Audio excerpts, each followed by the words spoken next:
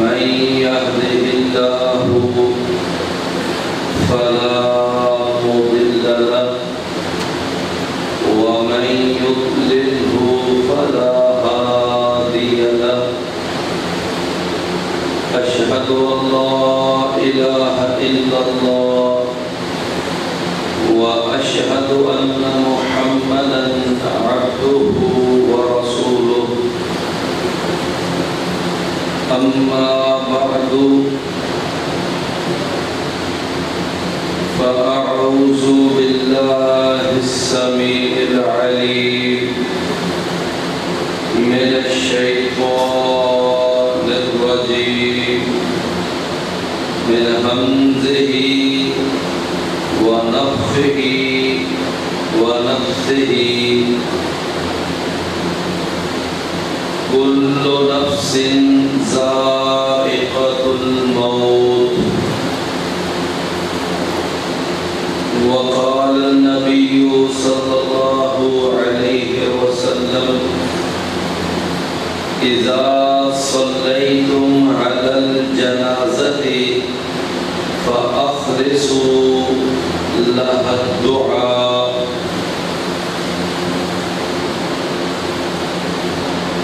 پیارے بھائیوں،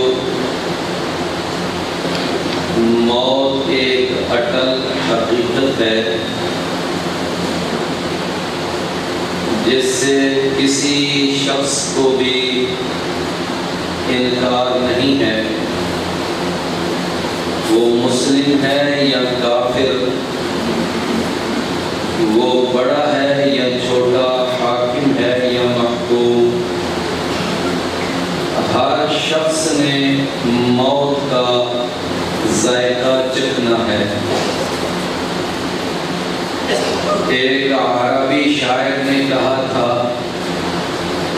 کہ الموت قدح كل نفس شاربه والقبر باب كل نفس داخله، کہ موت ایک ایسا پیالہ ہے ہر شخص نے اس کو پینا ہی پینا ہے، اور قبر ایک ایسا دروازہ ہے کہ ہر شخص نے اس میں سے داخل ہونا ہی ہونا ہے۔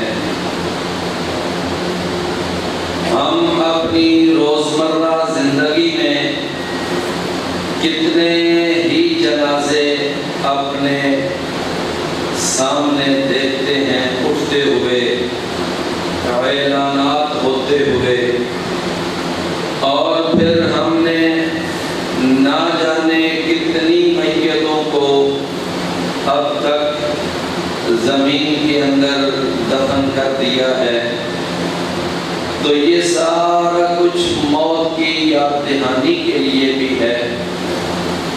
رسول اللہ صلی اللہ علیہ وسلم نے باقاعدہ یہ سارا جو ایک نظام ہے، پروسیجر ہے، یعنی انسان جب بیمار ہوتا ہے پھر اس کے بعد وہ قریب المرگ ہو جاتا ہے، اور اس کے بعد پھر وہ فوت ہو جاتا ہے، پھر اس کا آگے مرحلہ اس کو غسل دینے کا، پھر آگے کفن پہنانے کا، پھر تدفین کا مرحلہ، یہ سارے مراحل اسلام کے اندر، قرآن و سنت کے اندر ان تمام مراحل کے بارے میں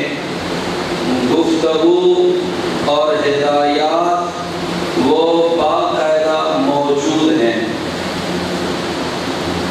نبی اکرم صلی اللہ علیہ وسلم نے فرمایا کہ جب تم میں سے کوئی شخص بیمار ہو جائے تو اس کا پتہ لینے کے لیے جاؤ، اس کی تیمارداری کرو۔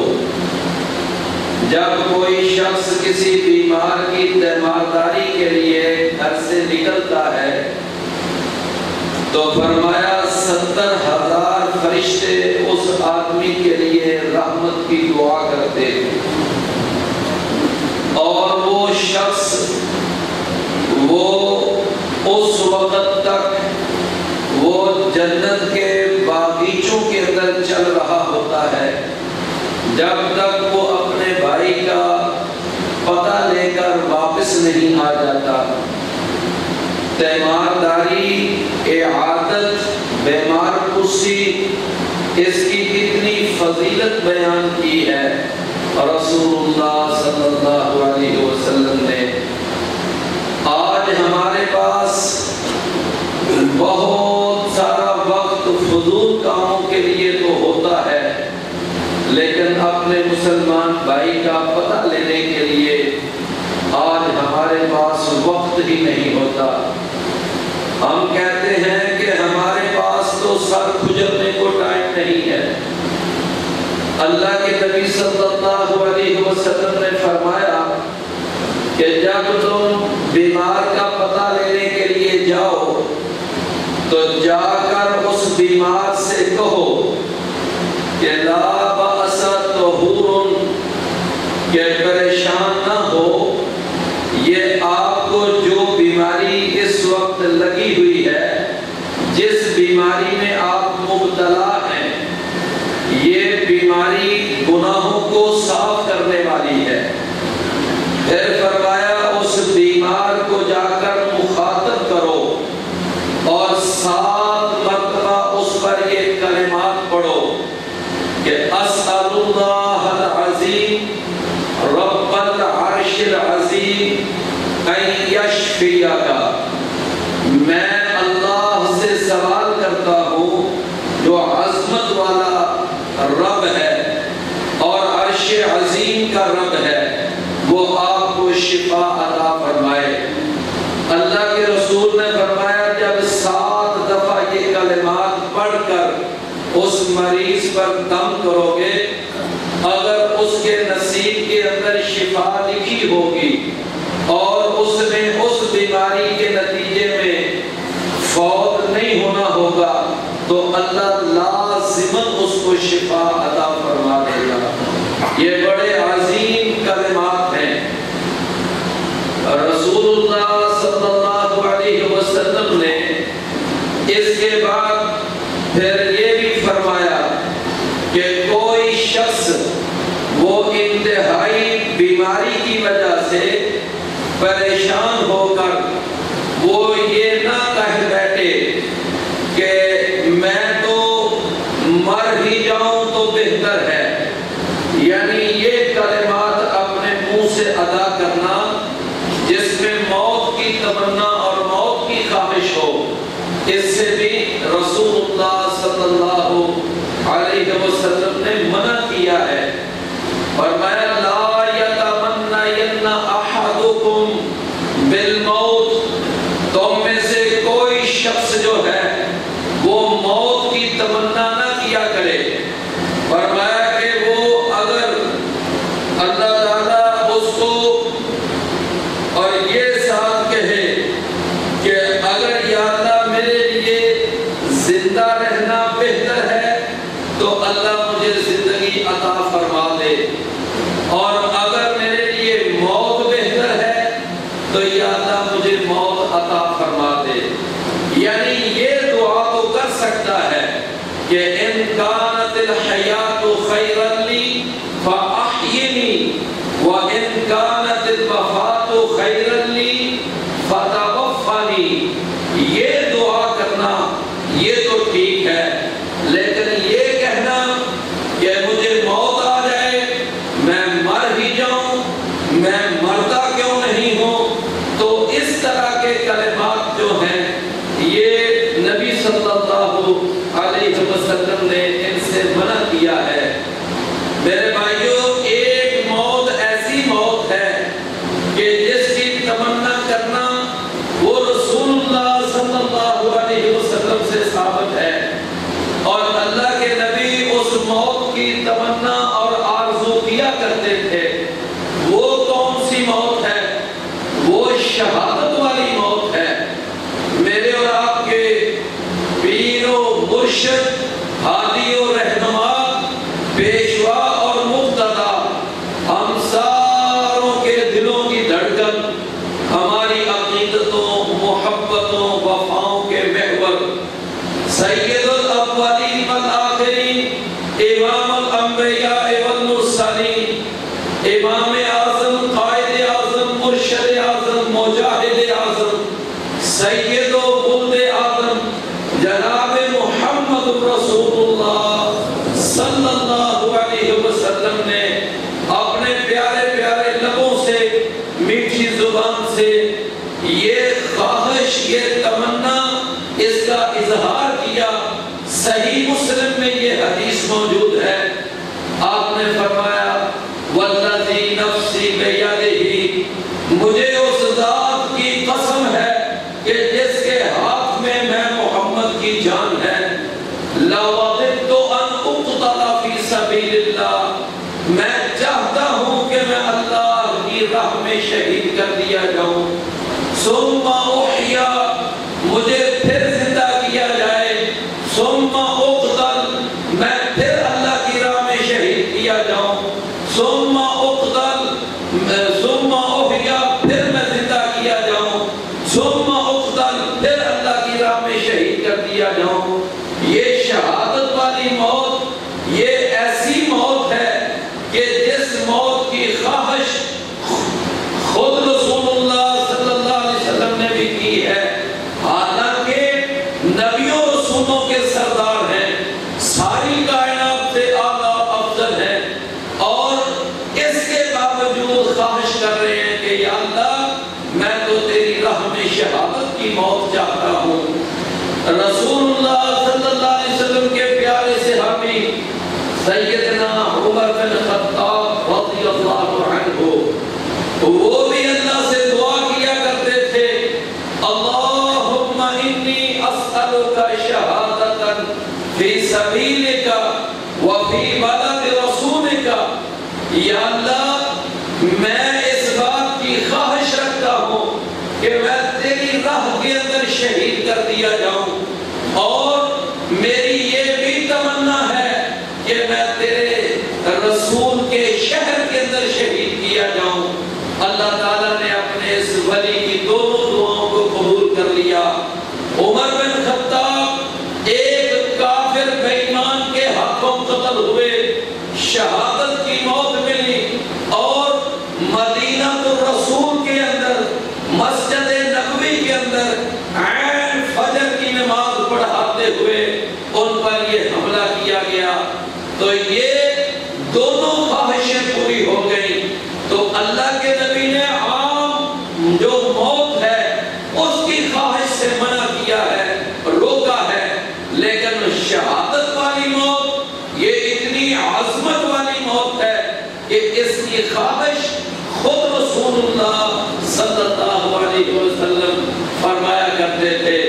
میرے بھائیو، رسول اللہ صلی اللہ علیہ وسلم نے فرمایا جب آدمی کوئی وہ فوت ہونے کے قریب چلا جائے تو اس وقت تم جا کر اس کو تلقین کرو کہ وہ لا الہ الا اللہ پڑھ لے، تو یہ اگر پڑھ لے گا، فرمایا لقنوا موتاکم بلا الہ الا اللہ فمن کان آخر کلامہ لا الہ الا اللہ دخل الجنہ۔ یہ صحیح بخاری میں حدیث ہے۔ فرمایا تم اپنے جو قریب المرگ افراد ہیں، جن کے بارے میں تمہیں یقین ہو جائے کہ اب اس کی موت آئی کہ آئی، تو اس کو جا کر یہ تلقین کرو کہ لا الہ الا اللہ پڑھ لے۔ نبی کریم صلی اللہ علیہ وسلم کو جناب علی رضی اللہ عنہ نے جا کر بتایا کہ آپ کا چچا میرا والد ابو طالب بالکل مرنے کے قریب ہے۔ رسول اللہ صلی اللہ علیہ وسلم آئے اور آ کر آپ نے مسلسل زور دیا، فرمایا یا عم قل لا الہ الا اللہ، اے چچا لا الہ الا اللہ کہہ، اشہد لک یوم القیامہ، قیامت کے دن اس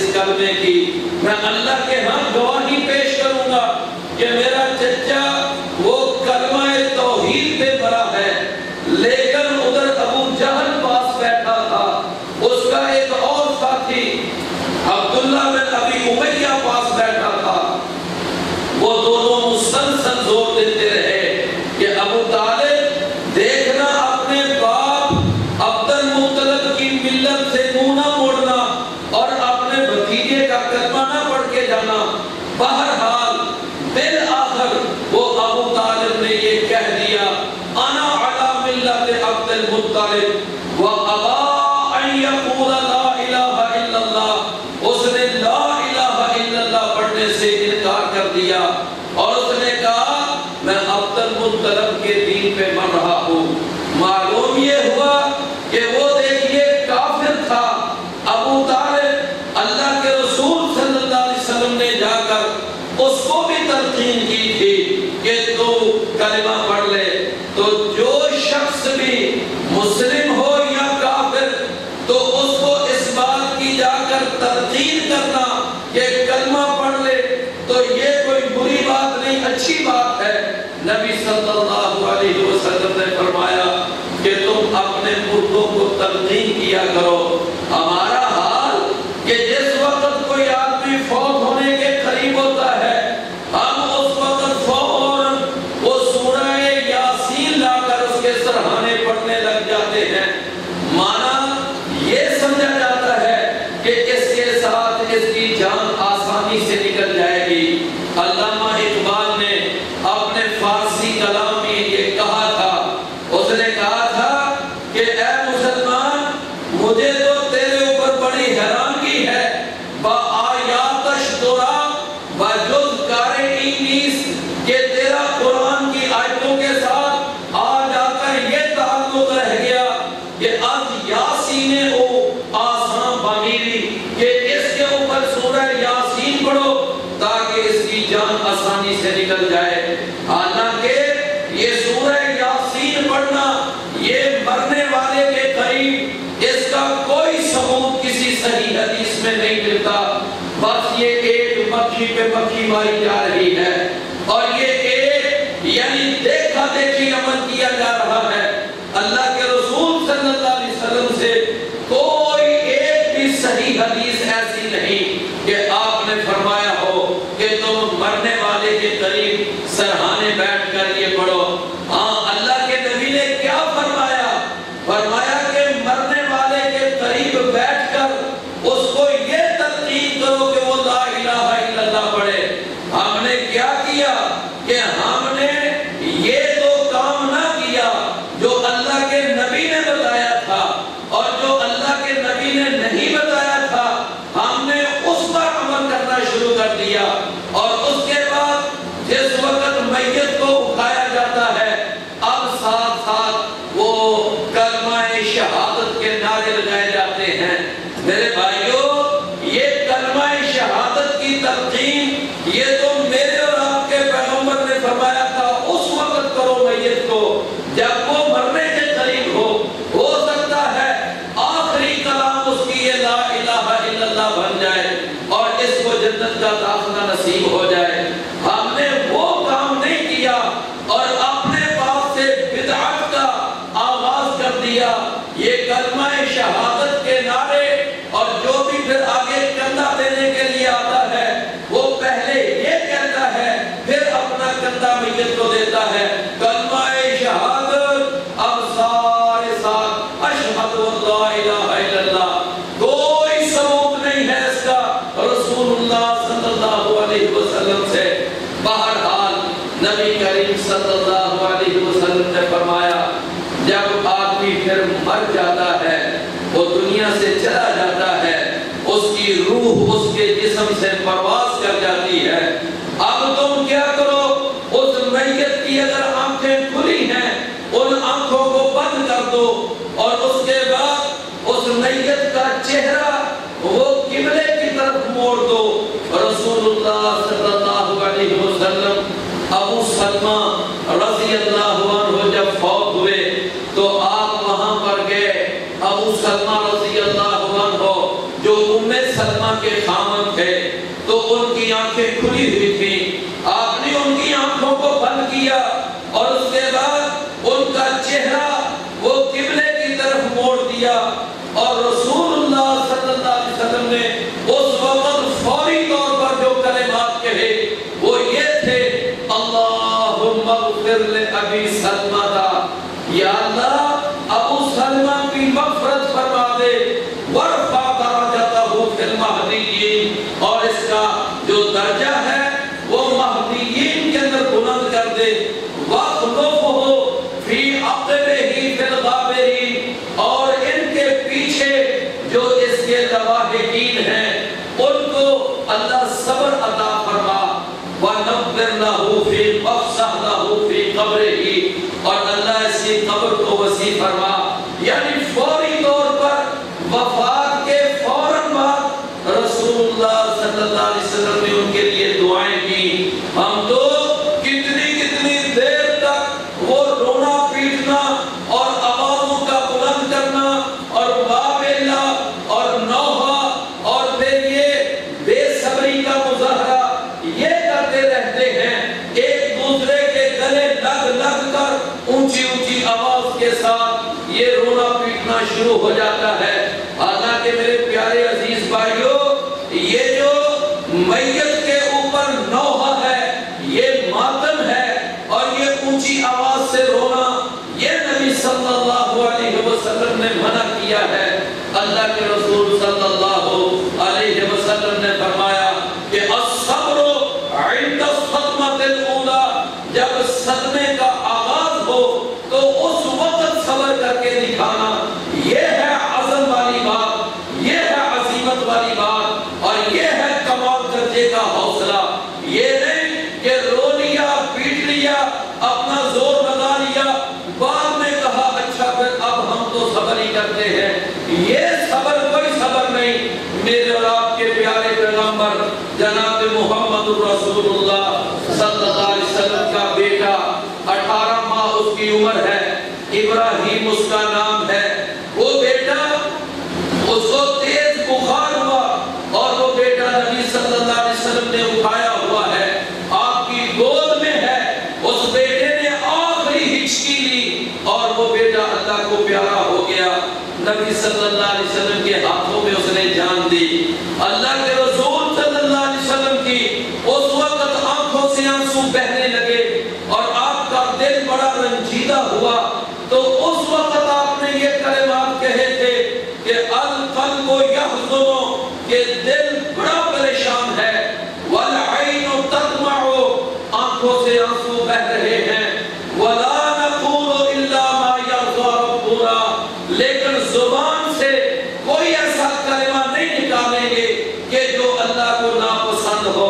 یہ ہے صبر، اس کو کہتے ہیں عزیمت۔ رسول اللہ صلی اللہ علیہ وسلم کا نواسا جس کا نام علی تھا، وہ چھوٹی عمر میں فوت ہو گیا، آپ کی بڑی بیٹی سیدہ زینب کا وہ بیٹا تھا، رسول اللہ صلی اللہ علیہ وسلم کا نواسا سیدہ زینب، انہوں نے اس پر تھوڑا سا وہ رونا چاہا، آواز ہلکی سی بلند ہوئی، اللہ کے رسول صلی اللہ علیہ وسلم تشریف لائے، آپ نے آتے ہی فرمایا کہ اِنَّا لِلَّهِ مَا أَخَذَ وَلَهُ مَا أَعْطَى وَلِكُلٍّ عِندَهُ أَجَلٌ مُّسَمًّى فَلْتَصْبِرْ وَلْتَحْتَسِبْ۔ اے میری بیٹی، یہ بیٹا دیا تھا، اللہ نے دیا تھا، واپس بھی اللہ نے لے لیا، ہر ایک کی اللہ کے ہاں ایک تاریخ مقرر ہے، لہذا آپ صبر کریں اور صبر پر اللہ سے اجر و ثواب کی امید رکھیں۔ یہ کلمات یہ تعزیت کے کلمات ہیں۔ ہم وفات کے بعد 3 دن تک وہ ہاتھ اٹھا کر دعائیں کرتے رہتے ہیں، جو اصل تعزیت کے الفاظ ہیں وہ آج ہمیں یاد ہی نہیں، سنت کو بھلا دیا اور ہم نے اپنی طرف سے ایک نیا کام شروع کر دیا۔ رسول اللہ صلی اللہ علیہ وسلم نے یہ تعزیت کے کلمات سکھائے ہیں اور آج ہر مسلمان کو یہ کلمات یاد کرنے چاہیے۔ رسول اللہ صلی اللہ علیہ وسلم نے فرمایا جب کسی کے ہاں وفات ہو جائے تو جس کا کوئی قریبی رشتہ دار، کوئی بیٹا یا باپ، خامد یا بیوی یا کوئی اور قریبی رشتہ دار فوت ہو جائے، اس وقت وہ کہے کہ اِنَّا لِلَّهِ وَإِنَّا إِلَيْهِ رَاجِعُونَ، اجرنی فی مصیبتی واخلف لی خیرا منہا، کہ یا اللہ اس وقت یہ جو میرے اوپر مصیبت آئی ہے اللہ اس پر مجھے اجر عطا فرمانا، اور یا اللہ مجھے اس کا نعم البدل عطا فرمانا۔ ایک دفعہ جب ابو سلمہ فوت ہو گئے، ام سلمہ رضی اللہ عنہا، تو ان کے پاس نبی صلی اللہ علیہ وسلم آئے، کہتے ہیں کہ اے ام سلمہ یہ دعا پڑھ کہ اللہم اجرنی فی مصیبتی واخلف لی خیرا منہا، کہ یا اللہ اس مصیبت پر مجھے صبر عطا فرما، مجھے اجر عطا فرما، اور یا اللہ مجھے اس کا نعم البدل عطا فرما۔ سیدہ ام سلمہ کہتی ہیں میں نے بہرحال یہ کلمات تو کہہ دیے، لیکن میرے دل میں ایک خیال آیا کہ ابو سلمہ میرا اتنا وہ خیال رکھنے والا خامد اور میری اتنی ضروریات کا وہ خیال رکھنے والا اور میرے ساتھ گہری دلی محبت کرنے والا خامد وہ مجھ سے جدا ہو گیا، وہ دنیا سے چلا گیا، اب اس سے اچھا خامد مجھے کیسے ملے گا، کہاں سے ملے گا کہ مجھے اس کا نعم البدل عطا فرما۔ سیدہ ام سلمہ کہتی ہیں میں نے کلمات تو کہہ دیے، جب میری عدت مکمل ہوئی 4 مہینے 10 دن، تو نبی کریم صلی اللہ علیہ وسلم میرے پاس آئے، آ کر کہنے لگے کہ ام سلمہ میں آپ کے ساتھ نکاح کرنے کی خواہش رکھتا ہوں، کیا آپ کو میری یہ پیشکش قبول ہے؟ سیدہ ام سلمہ کہتی ہیں اللہ کے رسول اب میری تو عمر بھی کافی ہو چکی ہے، بچے بھی ہیں، اور پھر یہ میرے ساتھ شادی کا کیا، میری طبیعت بھی تھوڑی سی ذرا تلخ ہے۔ رسول اللہ صلی اللہ علیہ وسلم نے فرمایا کوئی بات نہیں، اگر تیری عمر زیادہ ہے تو میری بھی تو عمر کافی ہو چکی ہے، رہ گیا معاملہ بچوں کا، اللہ تعالیٰ جیسے ہمیں رزق دے گا بچوں کو بھی اللہ رزق عطا فرما دے گا، اور یہ جو طبیعت کی تلخی آپ کہہ رہی ہیں اللہ سے دعا کروں گا کہ یا اللہ ان کی طبیعت میں نرمی پیدا کر دے۔ رسول اللہ صلی اللہ علیہ وسلم کا نکاح ہو گیا سیدہ ام سلمہ کے ساتھ۔ فرماتی ہیں کہ پھر مجھے ان کلمات کی سمجھ آئی کہ آپ نے وہ فرمایا تھا نا کہ واخلف لی خیرا منہا، یا اللہ مجھے اس کا نعم البدل عطا فرما۔ اللہ نے ابو سلمہ جیسے وہ خامد تھے، اچھا خامد، اس سے کہیں بہتر خامد محمد رسول اللہ صلی اللہ علیہ وسلم کی شکل میں عطا کر دیا۔ میرے بھائیو جب وفات ہو جائے تو اس کے بعد پھر صبر کا مرحلہ آ جاتا ہے، اور اس کے بعد رسول اللہ صلی اللہ علیہ وسلم نے فرمایا جتنا جلدی ہو سکے اپنے مردوں کو دفن کیا کرو، اس کو لیٹ نہ کیا کرو۔ ایسے ہی ابھی فلاں جناب وہ سعودیہ سے آ رہا ہے، وہ دبئی سے آ رہا ہے، اس کی ٹکٹ ہو گئی ہے، بس یہ ہے وہ ہے۔ رسول اللہ صلی اللہ علیہ وسلم نے فرمایا کہ جتنا جلدی ہو اپنی میتوں کو دفن کیا کرو، ان کی تجہیز و تکفین کا بندوبست کیا کرو۔ رسول اکرم صلی اللہ علیہ وسلم نے پھر اس کے موقع پر اگر کوئی میت ہے اس میت کا غصہ لینا، یہ بھی ثبوت ملتا ہے۔ اللہ کے نبی کے ایک رضائی بھائی تھے جن کا نام عثمان بن مظعون تھا، جب مدینے میں مہاجرین آئے تو مہاجرین میں سے سب سے پہلا مہاجر جو فوت ہوا وہ عثمان بن مظعون تھا۔ رسول اللہ صلی اللہ علیہ وسلم کے جس وقت عثمان بن مظعون فوت ہوئے ان کے چہرے سے کپڑا اوپر اٹھایا، اللہ کے نبی صلی اللہ علیہ وسلم نے اپنے پیارے پیارے لب ان کی پیشانی پہ رکھے، ان کو بوسہ دیا، اور پھر ایک وقت آیا جب خود رسول اللہ صلی اللہ علیہ وسلم دنیا سے فوت ہوئے، آپ رخصت ہوئے، تو آپ کی جس وقت میت پڑی ہوئی تھی ابو بکر صدیق رضی اللہ عنہ تشریف لائے، تو انہوں نے آ کر نبی کریم صلی اللہ علیہ وسلم کی پیشانی مبارک پر بوسہ دیا۔ معلوم یہ ہوا کہ فوت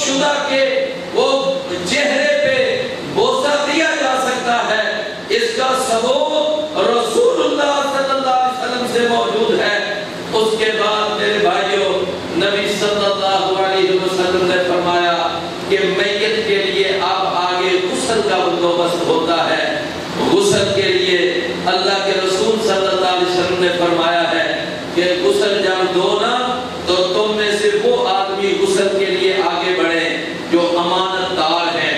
کیا معنی امانت دار ہے؟ کہ اگر غسل کے دوران وہ کوئی میت کا عیب معلوم کر لیں، اب وہ عیب بعد میں لوگوں کو نہ بتاتے تھے، یہ امانت داری کا تقاضا ہے۔ نمبر 2 فرمایا کہ زیادہ افراد بھیڑ نہ کریں میت کو غسل دیتے وقت، اور پھر اس کے بعد فرمایا بسم اللہ پڑھ کر دائیں طرف سے شروع کر کے وضو والے اعضاء سے اس کو پہلے مکمل وضو کروایا جائے، اور اس کے بعد اس کو یعنی 3 دفعہ یا 5 دفعہ یا 7 دفعہ اس کو غسل دیا جائے، اور وہ جو غسل والا پانی ہو اس کے اندر بیری کے پتے مکس کیے جائیں، اور جس وقت آخری دفعہ پانی ڈالا جانے لگے تو اس پانی کے اندر کافور اس کو مکس کر لیا جائے۔ رسول اللہ صلی اللہ علیہ وسلم نے یہ بھی فرمایا کہ میت کو غسل دینے لگو تو اس کا جو سطر والا حصہ ہے اس کو پہلے ڈھانپ لو، اور اگر وہ عورت ہے تو عورت اس کے جو چہرے کے بال، اس کے سر کے بال، ان کی 3 لٹیں بنا لو اور ان کو کنگھی کرو۔ یہ رسول اللہ صلی اللہ علیہ وسلم سے یہ سارا غسل کا مختصر طریقہ میں نے آپ کو بیان کر دیا۔ نبی صلی اللہ علیہ وسلم سے یہ ثابت ہے کہ خامد اپنی بیوی کو غسل دے سکتا ہے، بیوی اپنے خامد کو غسل دے سکتی ہے۔ ہمارے ہاں یہاں پر یہ عجیب بر صغیر کے اندر مسئلہ چلتا ہے کہ عورت وہ خامد کو دیکھ بھی نہیں سکتی، خامد بیوی کو دیکھ نہیں سکتا۔ کیوں؟ اہلی موت کے بعد رشتہ ختم ہو گیا، نہ کوئی رشتہ ختم نہیں ہوا، بلکہ رسول اللہ صلی اللہ علیہ وسلم نے فرمایا اگر یہی خامد یہ دونوں جنت میں چلے جاتے ہیں، یہی دنیا والا نکاح ان کا جنت کے اندر نکاح بھی قائم رہے گا، اور اسی نکاح کے ساتھ یہ جنت میں بھی زندگی گزاریں گے۔ یہ غلط بات معروف ہے کہ نکاح ختم ہو گیا موت کے بعد، ایسی بات نہیں ہے۔ سیدنا علی رضی اللہ عنہ نے سیدہ فاطمہ سے کہا تھا کہ فاطمہ اگر تو پہلے فوت ہو گئی تو میں تجھے غسل دوں گا، اور اگر میں پہلے فوت ہو گیا تو تو مجھے غسل دینا۔ اسی طرح جب ابو بکر رضی اللہ سیدہ فاطمہ فوت ہو گئی، علی رضی اللہ عنہ نے اپنی بیوی سیدہ فاطمہ کو غسل دیا تھا، اور اسی طرح جب ابو بکر رضی اللہ عنہ فوت ہوئے، ان کی بیوی سیدہ اسماء بنت عمیس انہوں نے ابو بکر رضی اللہ عنہ کو غسل دیا تھا۔ لہذا یہ بیوی اپنے خامد کو غسل دے سکتی ہے۔ ایک دفعہ اللہ کے رسول صلی اللہ علیہ وسلم جنت البقیع میں گئے تھے، واپس آئے تو سیدہ عائشہ رضی اللہ عنہا ان کے سر میں شدید درد ہوا تو کہنے لگی بارا سا، ہائے میرا تو سر گیا۔ اللہ کے نبی نے فرمایا کہ عائشہ تیرے سر میں تو درد ہے، میرے سر میں بھی اس وقت شدید درد ہو رہا ہے۔ آپ نے فرمایا بارا سا، اور اس وقت آپ نے فرمایا تھا کہ اے عائشہ ما ذرہ کے تجھے کس بات کی پرواہ ہے، تجھے کسی بات کی فکر نہیں کرنی چاہیے۔ لو مت قبلی، اگر تو مجھ سے پہلے فوت ہو گئی، آپ نے فرمایا لغسلتک، عائشہ میں خود تجھے غسل دوں گا، وکفنتک، میں خود تجھے کفن پہناؤں گا، وصلیت علیک، اور میں خود تیرا جنازہ پڑھاؤں گا، ودفنتک، اور میں خود تجھے قبر میں دفن کروں گا۔ رسول اللہ صلی اللہ علیہ وسلم نے فرمایا عائشہ تو کیوں پریشان ہوتی ہے؟ اس حدیث سے بھی معلوم ہوا کہ خامد بیوی خامد کو غسل دے سکتے ہیں، اور بلکہ اگر دیکھا جائے تو خامد اور بیوی ایک دوسرے کو غسل دینے کے سب سے زیادہ حقدار ہیں، اس لیے کہ ایک دوسرے کا وہ لباس ہے، ایک دوسرے کا پردہ نہیں ہے، لہذا وہ سب سے زیادہ حقدار ہیں کہ غسل دیں ایک دوسرے کو۔ غسل کے بعد جس وقت میت کو اب کیا ہے اگلا مرحلہ اس کے یعنی کفن کا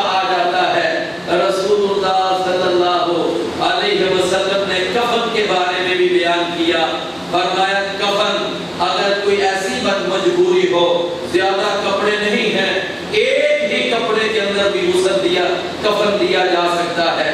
جناب سیدنا مصعب بن عمیر جب شہید ہوئے تھے غزوہ احد کے اندر، تو اس وقت ان کے سامان کو دیکھا گیا. ایک چادر ان کے سامان میں سے نکلی، چادر چھوٹی تھی تو ان کے سر کو ڈالا جاتا تو ان کے پاؤں ننگے ہو جاتے، پاؤں پہ ڈالا جاتا تو سر ننگا ہو جاتا. نبی صلی اللہ علیہ وسلم کو جا کر بتایا گیا کہ اللہ کے رسول مصعب بن عمیر کے سامان میں جو چادر نکلی ہے اس کا سائز چھوٹا ہے، اب کیا کریں؟ اگر سر پہ ڈالتے ہیں پاؤں ننگے ہو جاتے ہیں، پاؤں پہ کرتے ہیں سر ننگا ہو جاتا ہے. آپ نے فرمایا کوئی بات نہیں، تم چادر کو کھینچ کر سر کی طرف کر دو اور ان کے پاؤں کے اوپر وہ جو اسخر گھاس ہے وہ گھاس ڈال دو. رسول اللہ صلی اللہ علیہ وسلم نے فرمایا اسی طرح اس شہید کو، اس مجاہد کو دفن کر دو. میرے بھائیوں، ایک چادر میں ہی کفن دیا گیا. اور اس کے بعد جناب رسول اللہ صلی اللہ علیہ وسلم جب حج کر رہے تھے تو عرفات کے میدان کے اندر ایک حاجی وہ اپنی سواری سے نیچے گرا، اور جب نیچے گرا اس کا سر آ کر پہلے زمین پہ لگا، یہ گردن کا جو منکا تھا یہ ٹوٹ گیا، اس کے ساتھ ہی وہ فوت ہو گیا. رسول اللہ صلی اللہ علیہ وسلم کو بتایا گیا اللہ کے نبی ایک حاجی وہ حج میں آیا ہوا اس طرح سواری سے گر کر فوت ہو گیا ہے. آپ نے فرمایا کہ یہ جو فوت ہوا ہے اس کو انہی جو احرام کی چادروں میں ہی کفن دے دو. اغسلوہ بماء وسدر، پانی کے اندر بیری کے پتے ڈال کر اس کو غسل دے دو اور یہی احرام کی دو چادریں اس کا کفن بنا دو. فرمایا ولا تحنطوہ، لیکن اس کو خوشبو نہیں لگانی اس لیے کہ یہ احرام کی حالت میں فوت ہوا ہے. ولا تخمروا رأسہ، اور اس کا سر بھی نہیں تم نے ڈھانپنا اس لیے کہ احرام کی حالت میں سر ڈھانپنا بھی منع ہے. فرمایا کہ جب قیامت کا دن ہوگا، فرمایا کہ فَإِنَّهُ يُبْعَثُ يَوْمَ الْقِيَامَةِ مُلَبِّيًا، جب قیامت کا دن ہوگا تو یہ اپنی قبر سے زندہ ہوگا. تو اسی طرح جیسے یہ میدان عرفات کے اندر لبیک اللہم لبیک لبیک لا شریک لک لبیک یہ تلبیہ پکار رہا تھا، تو اسی طرح قیامت والے دن اپنی قبر سے تلبیہ پکارتا ہوا ہی یہ کھڑا ہوگا. رسول اللہ صلی اللہ علیہ وسلم نے جس طرح فرمایا کہ حاجی جس حالت میں فوت ہوتا ہے اسی حالت میں کھڑا ہوگا، آپ نے اسی طرح شہید کے بارے میں بھی فرمایا کہ شہید جب شہید ہوتا ہے تو جس حالت میں اس کو شہادت ملتی ہے، اس کو تیر لگتے ہیں، تلواریں لگتی ہیں، اس کو زخم لگتے ہیں، جسم سے خون نکلتا ہے. فرمایا اس شہید کو غسل نہ دو، اس کو اسی خون کے ساتھ دفن کر دیا کرو. جب قیامت کا دن ہوگا تو جب یہ شہید اپنی قبر سے اٹھے گا تو اس کو بھی اسی طرح اس کی کیفیت ہوگی کہ اس کے جسم کے اس زخم سے خون نکل رہا ہوگا. میرے اور آپ کے پیارے پیغمبر نے فرمایا کہ جو خون نکل رہا ہوگا اس کا رنگ وہ تو عام خون کے رنگ جیسا ہوگا. اللون لون الدم والریح ریح المسک، لیکن اس کے اندر جو خوشبو ہوگی وہ کستوری جیسی خوشبو ہوگی. گویا حاجی کا اور شہید کا قیامت کے دن اٹھنے کا ایک جیسا انداز ہوگا. حاجی جس حالت میں فوت ہوگا اسی حالت میں کھڑا ہوگا، شہید جس حالت میں شہید ہوگا اسی حالت میں وہ قیامت کے دن کھڑا ہوگا. یہ دونوں کا انداز ہے. رسول اللہ صلی اللہ علیہ وسلم نے فرمایا کہ اس کو دو کپڑوں کے اندر ہی کفن دے دو. معلوم ہوا ایک چادر میں کفن بھی دیا جا سکتا ہے، دو چادروں میں کفن بھی دیا جا سکتا ہے، اور مرد کو 3 چادروں میں.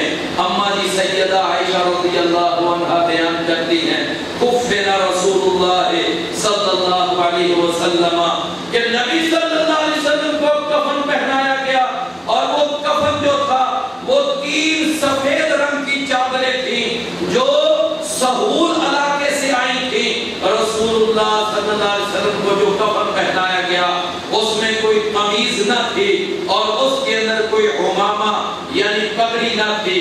اللہ کے رسول صلی اللہ علیہ وسلم کو 3 کپڑوں کے اندر کفن دیا گیا۔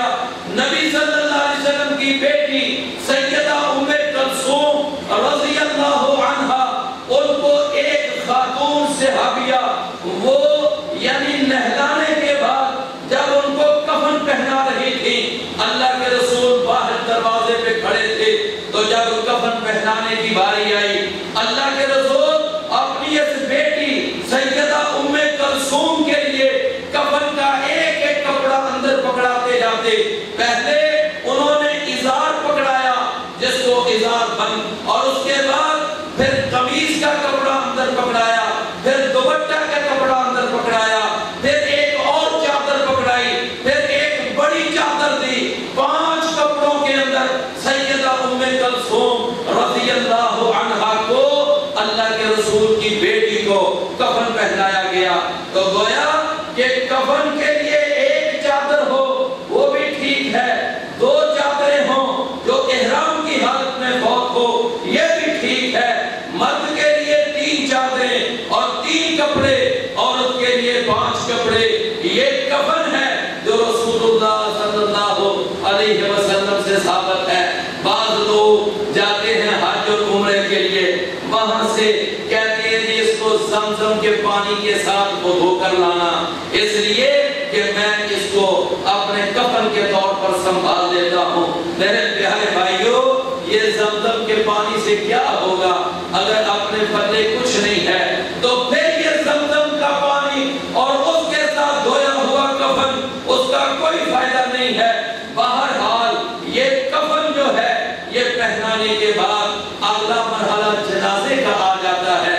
رسول اللہ صلی اللہ علیہ وسلم نے فرمایا یہ جنازہ یہ مسلمان کے حقوق میں سے ایک حق ہے، باقی حق وہ زندگی کے اندر ہے۔ سلام کا جواب دینا، بیمار پرسی کرنا، دعوت کو قبول کرنا، چھین کا جواب دینا، جو اپنے لیے پسند ہو وہ دوسرے کے لیے پسند کرنا، یہ تو حقوق وہ ہیں جن کا تعلق زندگی کے ساتھ ہے۔ لیکن یہ جو جنازہ ہے اس کا تعلق مرنے کے بعد شروع ہوتا ہے۔ اللہ کے رسول صلی اللہ علیہ وسلم نے فرمایا جو آدمی جنازہ پڑھتا ہے اللہ تعالیٰ اس کو 1 قیراط کے برابر اجر دیتا ہے۔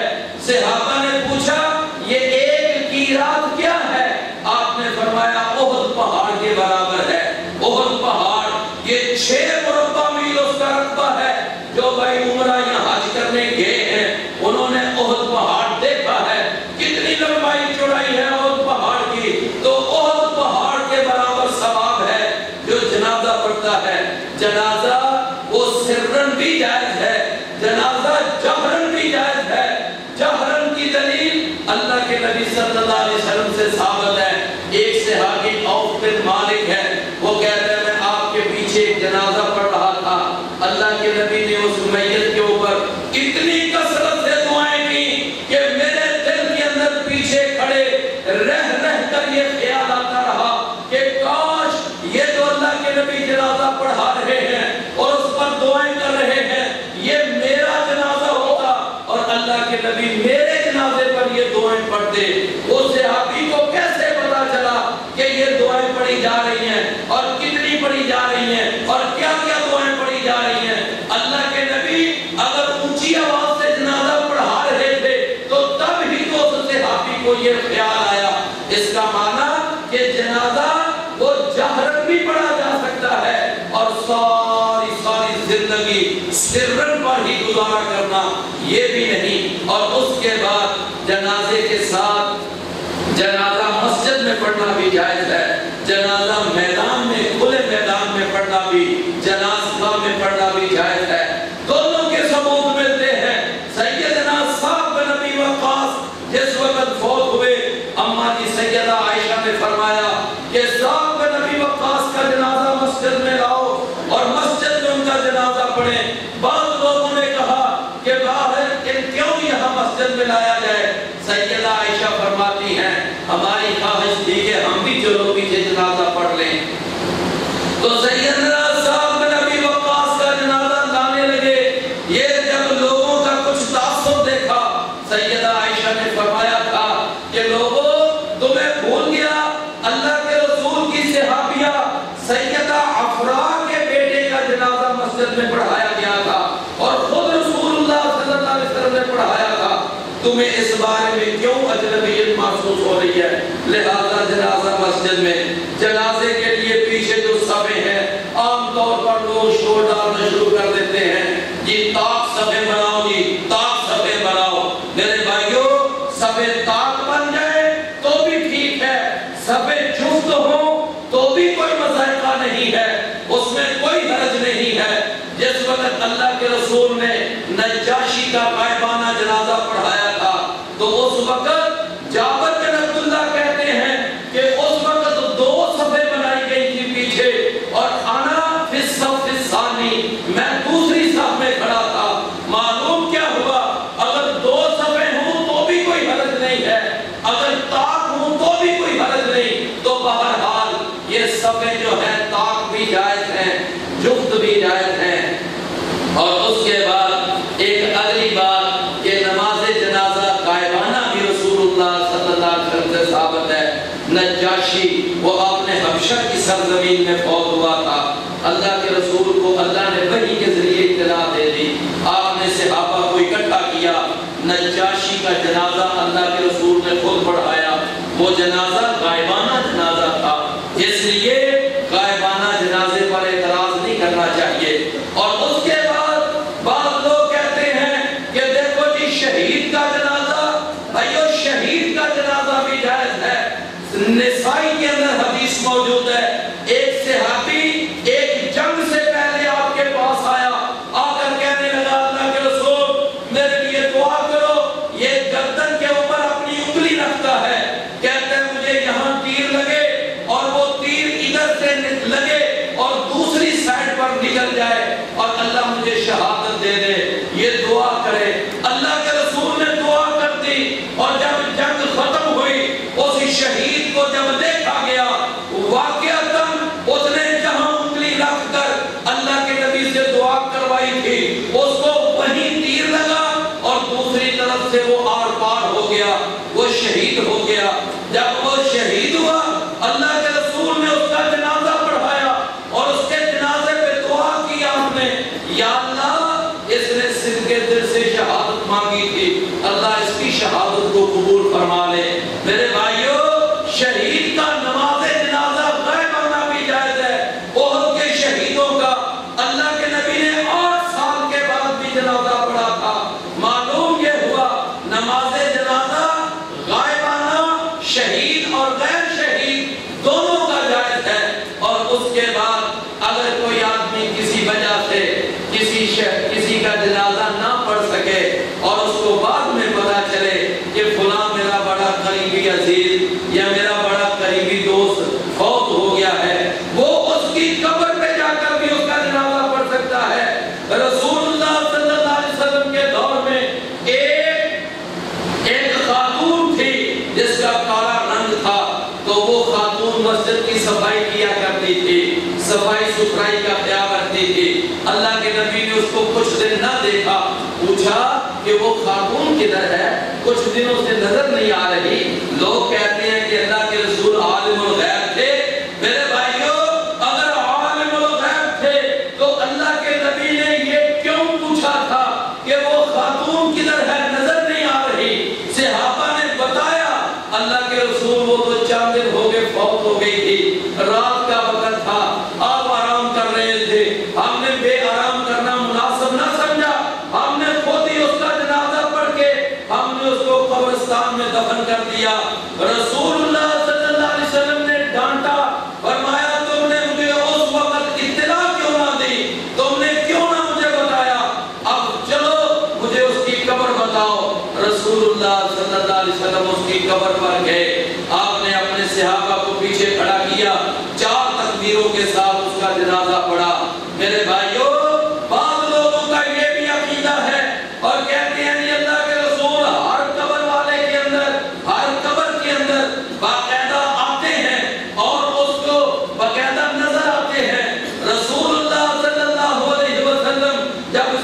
تھے اس خاتون کی قبر کے اندر اللہ کے رسول کیوں نہ گئے؟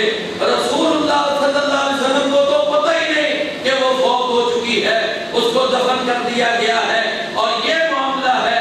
لہذا یہ مسئلہ بھی غلط ہے جو لوگوں کے ذہن میں بیٹھا ہوا ہے کہ اللہ کے رسول ہر فوت شدہ اس کی قبر میں جاتے ہیں اور اس کی قبر میں جا کر اس کو نظر آتے ہیں اور پوچھا جاتا ہے۔ نہ، یہ بات ٹھیک نہیں ہے، یہ عقیدہ ٹھیک نہیں۔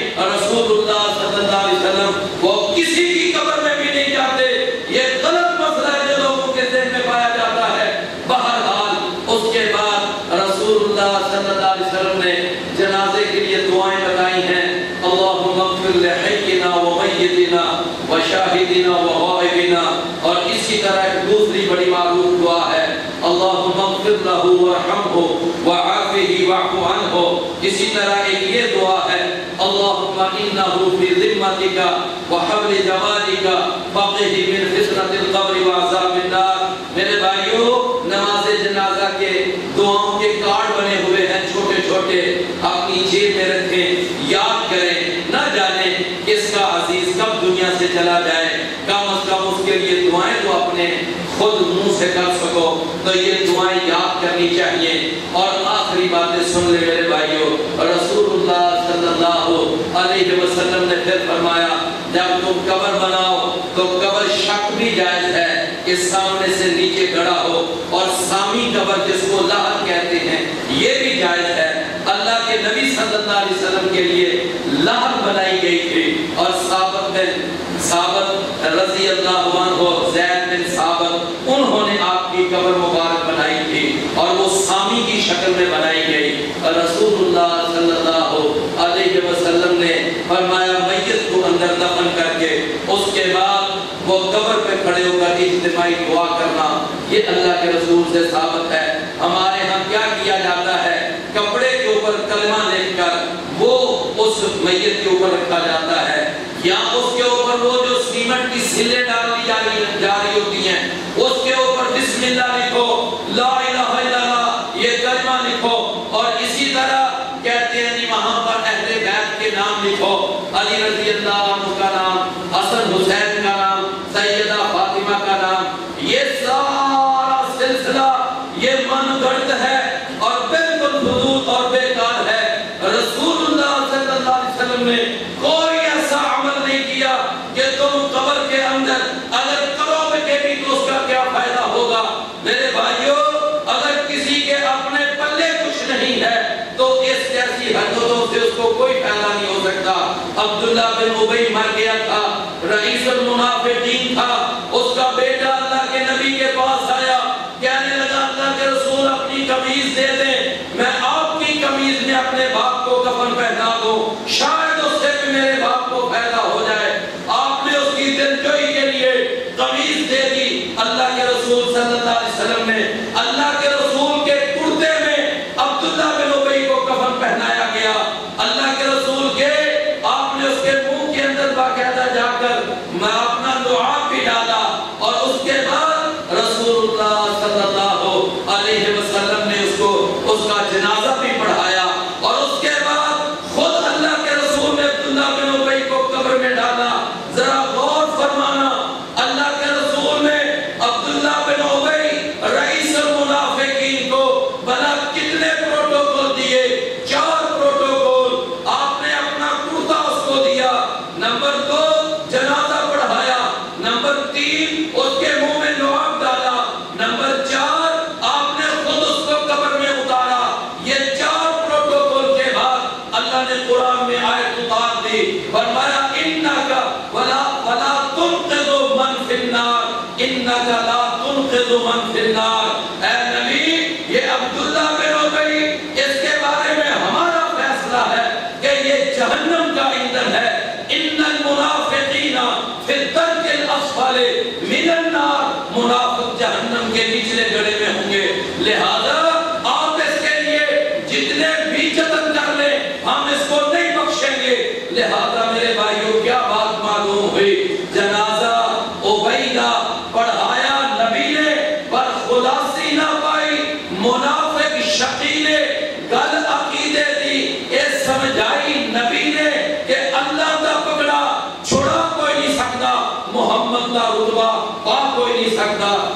اللہ کے ہاں کسی کی پکڑ ہے تو اس کے لیے جتنے بھی کوئی جتن کر لے وہ نہیں بخشا جا سکتا. لہذا یہ جو کلمہ لکھ لو، بسم اللہ لکھ لو، اہل بیت کے نام لکھ لو، اس کی سل کے اوپر، اس کے کفن کے اوپر کلمے والی چادر کے اندر کفن، کچھ فائدہ نہیں ہے. اصل چیز کیا ہے؟ عقیدہ ٹھیک ہو، عمل ٹھیک ہو، اس کے لیے نجات ہے. فرمایا تلک امۃ لہا ما کسبت ولکم ما کسبتم، کہ جس نے جو کیا ہوگا اس کو اسی کا پھل ملے گا. یہ نہیں کہ تم اس طرح کے انداز اپنا کر اللہ سے زبردستی بخشوا دو گے، اس طرح کا معاملہ نہیں ہوگا. میرے بھائیوں، اس کے بعد جس وقت میت ہے اس کی قبر بنائی جائے اور اس کے بعد دعا کی جائے. اللہ کے نبی سے اجتماعی دعائیں دو ثابت ہیں، ایک عید کے موقع پر اور ایک قبر پہ کھڑے ہو کر تدفین کے بعد. بعض لوگ سرحانے پہ کھڑے ہو کر وہ سورۃ البقرہ کی آخری آیتیں پڑھتے ہیں اور قوم کی طرف کھڑے ہو کر کچھ اور قرآن کا حصہ پڑھتے ہیں. میرے بھائیوں، یہ پڑھنا اللہ کے رسول سے ثابت نہیں ہے، یہ بھی سیلف میڈ ہے، اپنی طرف سے بنائے ہوئے مسئلے ہیں. جس وقت قبر تیار کر لی جائے اور قبر جس وقت تیار ہو جائے ان کی قبر کے اوپر پھر ایک آگے کوہان کی شکل بنانی چاہیے. جس طرح اونٹ کے اوپر ایک کوہان ہوتی ہے وہ کوہان کی شکل ہو. بعض لوگ پھر وہ چھڑیاں گاڑ دیتے ہیں کہ اس کو عذاب نہیں ہوگا. میرے بھائیوں، نہیں، یہ چھڑی کے ساتھ عذاب میں تخفیف کوئی اس کی دلیل نہیں ہے. تو بہرحال میں نے آپ کے سامنے یہ تھوڑا سا یہ تذکرہ کیا ہے مختصر وقت کے اندر جتنا میں آپ کے سامنے رکھ سکتا تھا. میرے بھائیوں، یہ ایک حقیقت ہے کہ آگاہ اپنی موت سے کوئی بشر نہیں. سامان 100 برس کا مگر پل کی خبر نہیں. خالی بدن ہی آیا تھا. اے انسان، تو اس جہاں میں کتنے جتن کیے تو نے ایک کفن کے لیے، اور یہ قبر جو ہے یہ ہر ایک کے جانے کی جگہ ہے، ہر ایک نے جانا ہی جانا ہے. اللہ تعالیٰ سے دعا ہے اللہ تعالیٰ ہماری دنیا بھی بہتر کر دے، اللہ ہماری قبر کی زندگی بھی بہتر کر دے، قبر کا معاملہ بھی بہتر کر دے، اور اللہ قیامت والے دن قیامت کی ہولناکیوں سے محفوظ فرمائے، اور اللہ ہم سب کو جہنم کی آگ سے محفوظ فرمائے، اور ہم سب کا جنت میں داخلہ وہ عطا فرما دے. آپ سب بھائیوں کا شکریہ، آپ نے دل جمی سے میری بات سنی ہے اور آپ نے قرآن و سنت کی تعلیمات سنی. اقول قولی ھذا واستغفر اللہ لی ولکم ولسائر المسلمین.